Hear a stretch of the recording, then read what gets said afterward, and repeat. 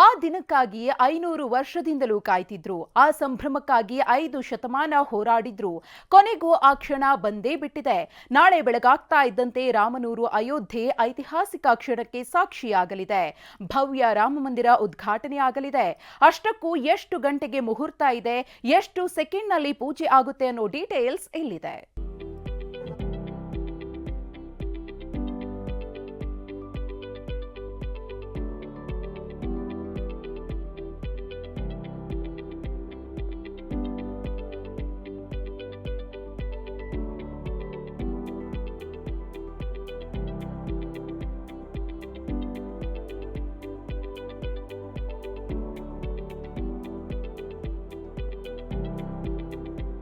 500 ವರ್ಷಗಳ ಸಂಭ್ರಮ, ಮರುಕಳಿಸಿದ ತ್ರೇತಾಯುಗದ ಗತವೈಭವ, ಸ್ವರ್ಗ ಧರೆಗಿಳಿದಿದೆ ಅನ್ನೋ ಅನುಭವ. ಹಿಂದೂಗಳ ಹಬ್ಬಗಳೆಲ್ಲ ಒಂದೇ ದಿನದಂದೇ ಬಂದಿವೆ ಅನ್ನೋ ಚಿತ್ರಣ. ಅಯೋಧ್ಯೆ ಮಣ್ಣಿಗೆ ಕಾಲಿಟ್ರೆ ದೈವ ಕಳೆಯೇ ಕಾಣ್ತಿದೆ. ಜಗವೇ ತಿರುಗಿ ನೋಡುವಂತೆ ರಾಮನೂರು ಜಗಮಗಿಸ್ತಿದೆ.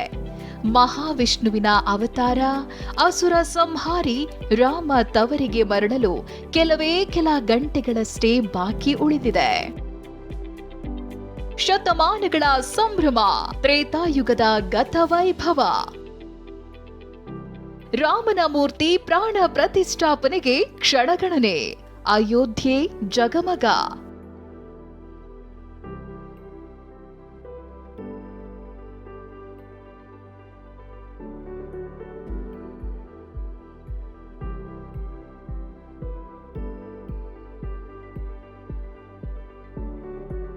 ಅದೆಷ್ಟೋ ಹೋರಾಟಗಳಾಗಿದ್ವೋ, ಅದೆಷ್ಟೋ ಬಲಿಯಾಗಿದ್ವೋ, ಆ ಎಲ್ಲ ಹೋರಾಟಗಳಿಗೆ ಮುಕ್ತಿ ಸಿಕ್ಕಿದೆ. ರಾಮ ಹುಟ್ಟಿದ ಜಾಗದಲ್ಲೇ ಭವ್ಯ ಮಂದಿರ ತಲೆ ಎತ್ತಿದೆ.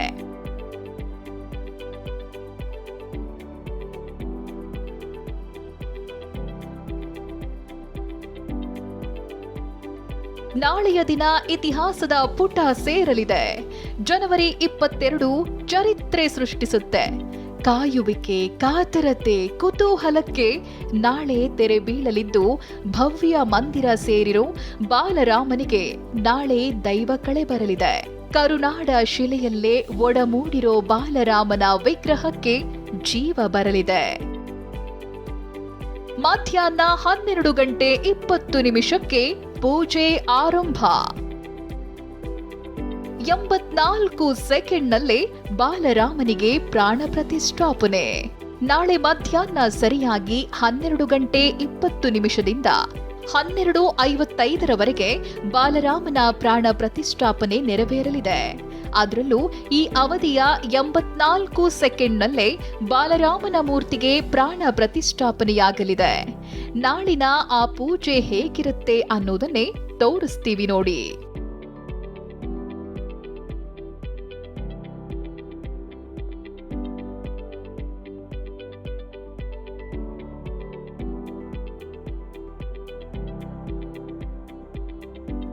ರಾಮ ಮಂದಿರ ಗರ್ಭಗುಡಿಯಲ್ಲಿ ನಾಳೆ ವಿಶೇಷ ಪೂಜೆ ನಡೆಯಲಿದೆ.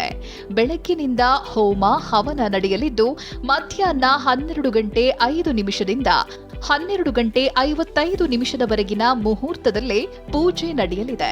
ಈ ಶುಭ ಮುಹೂರ್ತದಲ್ಲೇ ರಾಮನಿಗೆ ಪ್ರಾಣ ಪ್ರತಿಷ್ಠಾಪನೆಯಾಗಲಿದೆ.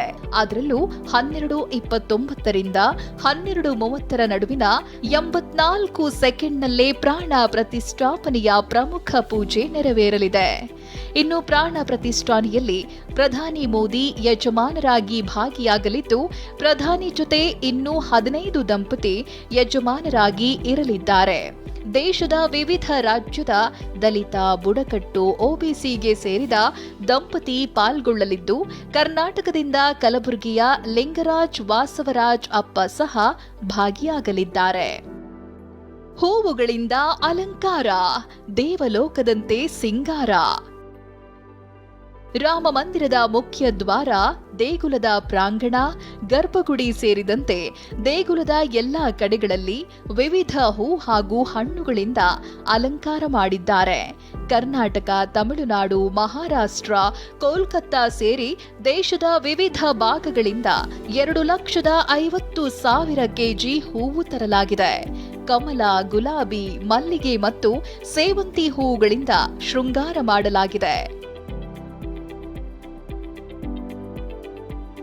ಹೀಗೆ ಇಡೀ ಅಯೋಧ್ಯೆ ನವವಧುವಿನಂತೆ ಸಿಂಗಾರಗೊಂಡಿದೆ. ನಾಳಿನ ಆ ಶುಭ ಗಳಿಗೆಗಾಗಿ ಇಡೀ ವಿಶ್ವವೇ ಕಾತರವಾಗಿದೆ.